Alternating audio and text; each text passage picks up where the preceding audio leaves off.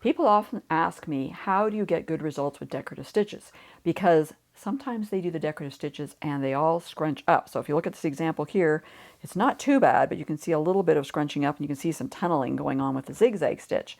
So how do you avoid that? Well, it's very easy.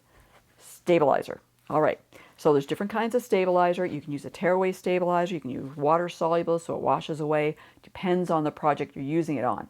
And it depends on the denseness of the stitches as to how many layers of stabilizer you're going to use. So I like to have like a regular weight stabilizer, kind of medium weight, not a heavy weight.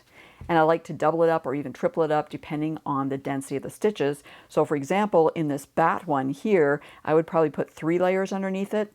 Always do a sample to check and see before you put it on your actual project. And if you have decorative stitches that are, very light, you may not even need a stabilizer, but not a bad idea to put at least 1 layer behind just in case.